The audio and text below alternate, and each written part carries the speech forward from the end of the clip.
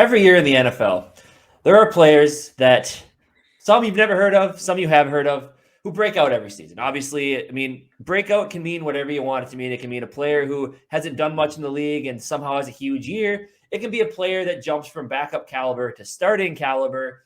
And it's always a fun thing to watch. You kind of start to notice a lot of it in training camp. Obviously, you hear a lot about this player had a good camp and this player had a good camp. And then they get to the regular season and they carry it over from camp to regular season. You've seen a lot of times they'll talk about someone in camp and it doesn't quite carry over. But yeah, so it's always fun to see what players are going to take the jump to the next level in the NFL. We believe the Minnesota Vikings have plenty of guys that could do it. You look at offensively, defensively, there's a ton of stars already. But there's a lot of guys with so much potential who either haven't had the opportunity to reach that potential for whatever reason, or injuries might have held them back, or they just haven't realized their potential yet, and they got a lot of raw talent. And coaches work with them and get them ready to go. So for today's video, we picked 5 Minnesota Vikings players that we think are going to have a huge breakout season. And yeah, Jamie, what are you thinking? Yeah, I agree. Definitely. I think we have a lot of talent on this team that could be on the verge of breaking out. We did whittle it down to 5 players, but there was other players we had in mind. But I think we feel good about these 5 players. Maybe we'll mention the other guys we also think towards the end here. But yeah, other than that, I just want to thank everybody for watching the GG Sport podcast. I want you to let you know that we're on the road to 1,000 subscribers. We're trying to get monetized, make a little money, whatever, do what we can. Most importantly, stay true to Minnesota Vikings and all that good stuff. So hit that subscribe button and hit that bell, get notifications for more of our videos. And yeah, let's jump into this. All right, sounds good. So starting off, number 1, a man who's been on the radar for a couple years and just injuries have plagued him. Yeah, he was last year's breakout, I would say. Tight end Irv Smith Jr. out of Alabama. Obviously, tons of talent. The guy coming out of college, everyone said he was a wide receiver in a tight end's body. Last season he played as 2020. Obviously, we all know about the meniscus injury last year that kept him on the sidelines all season long. In 2020, he missed 3 games as well, started 7 games, ended up with 43 targets, 30 receptions for 365 yards, and 5 touchdowns. Now, Irv Smith is like you said, we were all so excited last year when we got the news that the surgery was at least going to keep him out for half the season, and ended up being the whole season. Mm-hmm. It was such a low blow. It sucked. I mean, obviously we saw Tyler Conklin stepped up huge. Good for him. The guy went and got paid. Now it's Irv Smith's turn to step up and make some money himself. He's in a contract year. So obviously, he's got to come out and ball. And I think he's going to do it. There's a ton to love about Irv Smith Jr. In this offense where they ran a lot of tight ends, you saw, they used Tyler Higbee a bunch in LA. Kevin O'Connell did. So coming in, he's getting, I think Irv Smith has much more athletic ability than Tyler Higbee does. So putting him with Justin Jefferson, with Adam Thielen, KJ Osborne catching passes, I think the sky's the limit for Irv Smith Jr. I think he's going to have a huge season. Yep. And me personally, I think he's going to have such a good season, the Vikings won't be able to afford him on his next contract. So I don't know if his contract's up after this year or after next year. I guess I'm not sure. But I personally see him getting paid, and it might be elsewhere because he's going to cost a lot of money unless they can make some moves. Yeah, I agree that. I mean, what you mentioned before, going into last season, Irv Smith was the favorite for breaking out. You mentioned how many yards did you say he had? In 2020, he had 365, which doesn't sound like a lot, but for a tight end, he's not featured. Yes, how many games? We had Rudolph at that point too. 13. He started 7. Okay, that's what I was going to say. 13, 5 touchdowns. That's really well. I believe he had 2 for that amount. He had 2 in 1 game against the Chargers, I think it was. Okay. And like you mentioned, he was behind Kyle Rudolph that year. So I think that is what made people so much excited about coming into this year. Is we saw the talent. I mean, when we drafted him, his ability, his number 1 ability, the reason why we got him is his offensive talent as far as catching the ball and scoring touchdowns and all that stuff. And we've been he's like a gem on our team that we just haven't got to see flourish yet. And we're just waiting for it to happen. So I absolutely agree with you that this is going to be that year. And I think he's going to be the second. I love Adam Thielen. I think he's going to have a great year himself, honestly. But I think Irv Smith is going to become the second most important pass catcher on our team. But what you said it too is if he does really, really well, we're going to be in a conundrum next year having to pay Justin Jefferson and Irv Smith. Though, if Irv Smith really breaks out that much and he becomes a bona fide like top 5 tight end in the league, we're going to be in an interesting situation from a cap perspective. And I mean, my guess is if that does happen, we'd have to make some moves to make sure we have both Irv Smith and Justin Jefferson, because that'd be one hell of a tandem for the future long term. Definitely. But yeah, so number 1 on the list, I guess it's not technically a top 5, but I think this is the guy that I feel is most likely to break out. Yeah. So. Yeah. It's a healthy season away. Yep. Anything else on Irv? That's good for me. All right. Just excited to see what 84 can do. Maybe he'll be shades of old 84. Who knows? Yeah. Moving on. Second guy on our list, rookie Lewis. Now I know, a lot of times you look at a rookie. Like, how is this going to be a breakout? I think he's going to have a Harrison Smith type season where Harrison Smith came in. Not a lot of people knew about him. He was like, probably number 2 on tight ends going into the draft, or not tight ends, number 2 at safety going into the draft. I love me some Cam Bynum, but I think maybe not right away, but I think eventually Lewis Cian's going to take over that other spot next to Harrison Smith. He's going to be a hammer. He's gonna take his game to the next level in the NFL. I think he's gonna make an immediate season 1 impact, and he's gonna be the starter at safety for the Vikings for the next 10, 15 seasons, however long he decides to play. Harrison Smith. I think he's gonna have that type of season. I think he's gonna be in the running for Defensive Rookie of the Year. Maybe that'd be cool. I'd like to see it happen. But yeah, I think breakout wise, I think he's gonna make an immediate impact and be a top safety. Yeah, man. I mean, I agree. This is a consensus list between me and you. So I definitely agree. I think Lewis Cian is going to be one of those rookies who are ready to go right off the bat. And he's, it does have, like you just said, Harrison Smith. There's other players, Justin Jefferson, even though Zimmer made him wait a couple games. There's just those rookies who are ready to go right off the bat. And I think he's going to be one. He's going to be that breakout rookie. And we're going to be spoiled with our safeties for years, man. And I'm excited. And, it does suck because I really do like Bynum. And I think we will figure out how to use him. And he's going to get a lot of playing time still this year. But I can see the future being Bynum and Cian. And I think it's a bright one. So, no, I'm pumped. I think we're going to have a good year with him. And I would have probably said differently before the draft, but I didn't look into Cian as well. He's going to do better than Hamilton. He's going to be the best rookie safety coming into this year. And then I did want to mention, too, that he actually, coming out of high school, was rated higher than Hamilton. So let's hope those guys were right. And Kwesi just did something crazy. Yeah. I mean he's not this. Him and Hamilton are different because Hamilton's just big. He can play anywhere. Right. But Lewis Cian is faster. He hits harder. And he was not a championship defense. So he knows how to win. And you listen to every press conference the guy has. He's a winner. He's a good dude. He gets it. He understands football. He understands life. I think the kid's going to be phenomenal on and off the field. I think he's going to be the leader of this defense. He has the best mentor anyone could ever ask in Harrison Smith. You could never ask for anyone better than Harrison Smith to be the one that shows this guy the ropes. And I'm jacked up about it. Let's go. Definitely. All right, number 3 on our list. He's a cornerback. It's not Andrew Booth.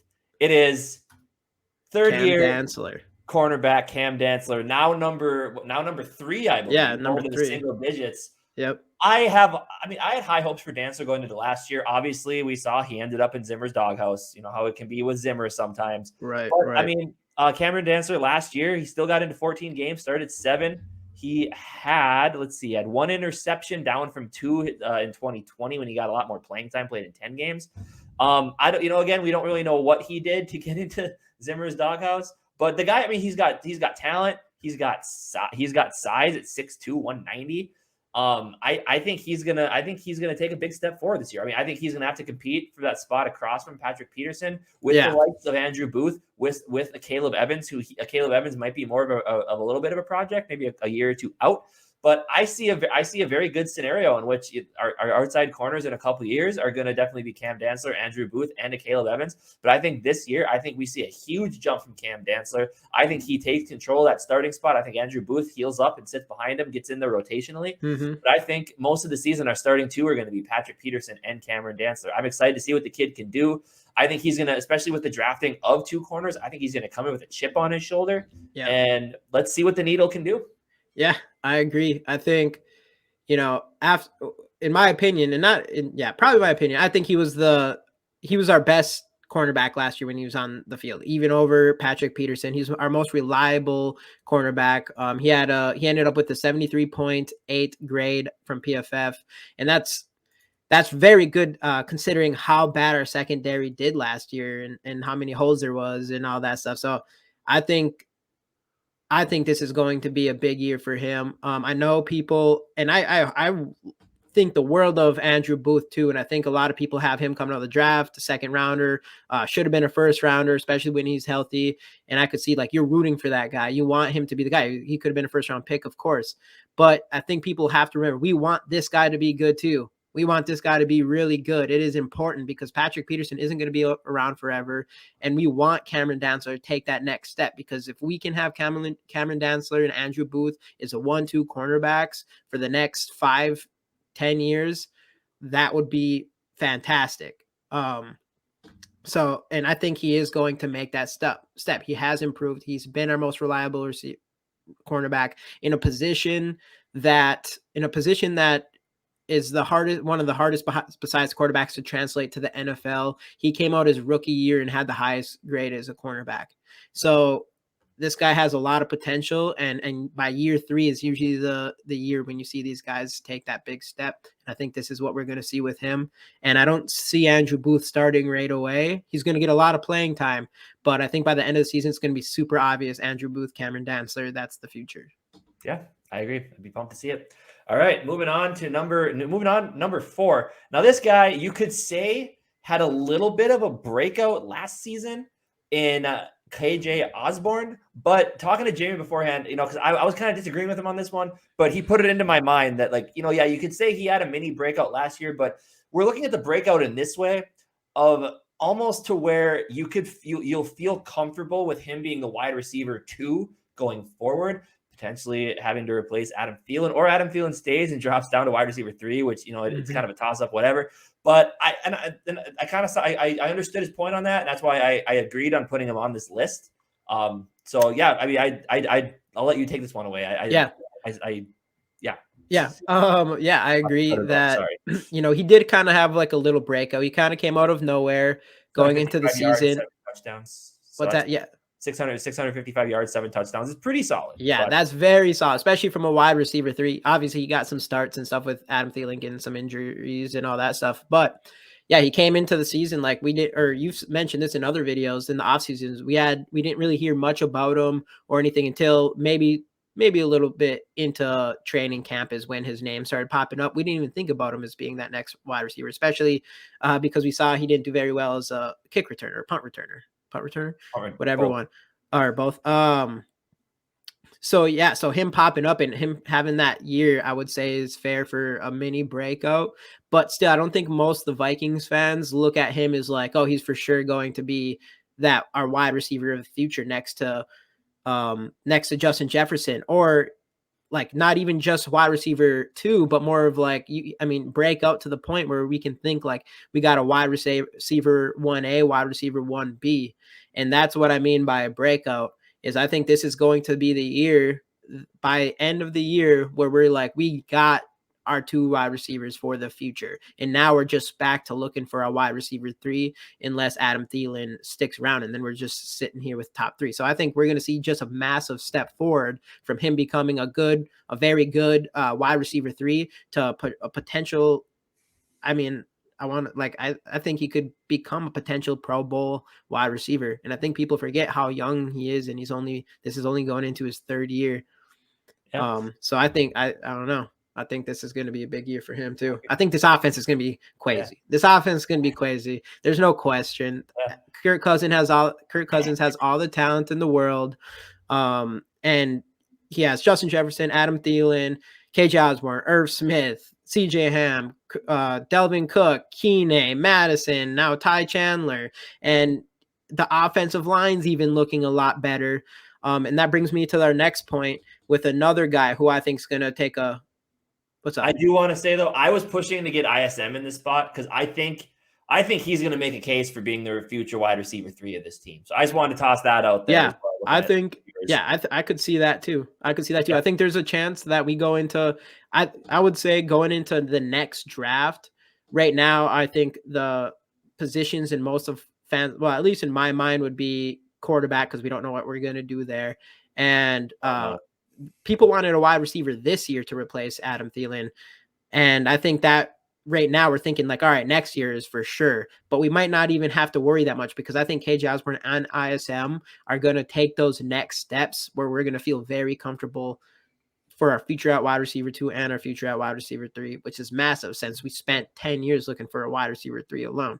Right. I agree. So anyway, go on. So anyways, yeah, the offensive line, the next guy who's going to break out, Garrett and it's Bradberry? going to be Garrett Bradberry. Nah, I'm just kidding. Christian Darusoff. He had a fantastic rookie year. I wouldn't say it's quite breaking out or anything yet. He has some injuries, stuff like that. But this is the year where we, as us fans, feel confident about. He's going to officially solidify himself as our left tackle for the future for the next 5-10 years himself. And we're going to be looking good at that spot, at the tackle spots for the long term here. But what do you think?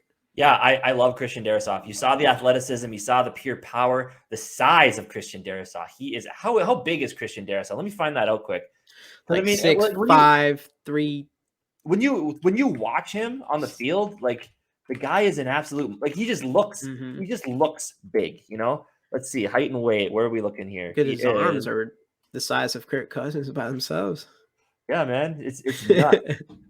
Christian Darusoff, 6'5", 313. The guy's got some speed as well. Like, man, yeah, and like you said, the injuries definitely limited him last year with the groin injury coming in. Obviously, that's a tough one. I think he missed it. He came back, played, missed a couple games, and then played again at the end of the year. But you saw the talent jump off the page. We traded down 10 spots and still got him where we wanted him in his rookie season. And it's amazing value. I think he's going to definitely solidify the left tackle spot for the future. Our bookends, we got left and right tackle for, for the next 5-10 years. Love me some Christian Darusoff. The guy's going to be a stud. Kirk Cousins is not going to have to worry about watching his blind side anymore. It's going to let him go ball. It's going to let the likes of KJ, Irv, Justin Jefferson, Adam Thielen. It's going to let them all break out. So, yeah. Man, mind of KOC running the show there. It's going to be a greater show on turf than the greatest show on turf. Which is the team that Kevin O'Connell came from back. Anyway, but as if some of the other guys we were kind of looking at putting in this list. We're looking at the running back position. We're looking at Kene Nwangu. We thought maybe he'd get a bigger role on the offense, but we didn't quite know, especially with the but bringing in Ty Chandler, Madison. We felt like Darusoff was a better pick over him. Something that I wish we would have known when we recorded our video on the updates from like some Vikings updates and stuff. Speaking of running backs, Delvin Cook has been found during OTAs getting out at wide receiver in 3-bunch sets. So I knew that was going to happen. You see why they like Ty Chandler. And Ty Chandler can even break out in this type of offense because of that, because of the pass catching prowess. So you're starting to see the mindset of KOC that he wants to start. Yes, that's what I said. I've been saying this whole time that Kenny can be a part of that too. Yeah, I was saying this whole time that I didn't think Zimmer or the offenses he ran had Delvin Cook running enough routes, and I've said it many times, and I think we're going to see what Delvin Cook's catching ability is, and I think we're all going to be surprised, and I think it is going to be Delvin Cook's best season. Breakout season, that'd be pretty insane. That means he breaks all the records probably, but hey, who knows? It could be. And I wanted to mention with the Kene thing so last year, in my opinion, he was the best kick returner in the league. He didn't start kick returning right away because he had his injury and stuff like that. This is the year, and this is why, in my opinion, he would have been on our breakout list, because this is the year I think he's going to be considered the best kick returner in the entire NFL. Yeah, is it? Any other players we missed? Ezra Cleveland, I think he could be another breakout candidate. Yep. We mentioned, I think I don't know who yet, but there's going to be a guy in that middle linebacker spot. I know there's people who like Hicks and stuff like that. I do not like Hicks. I do like him, but I think we have so much young players with potential in that middle linebacker spot, I think one of those guys are going to come out and surprise us this year. Yeah, as you know, I love me some Brian Asamoah. So if he can do Yeah, it, he does. Troy Well, Dye, you know, Chester Rott.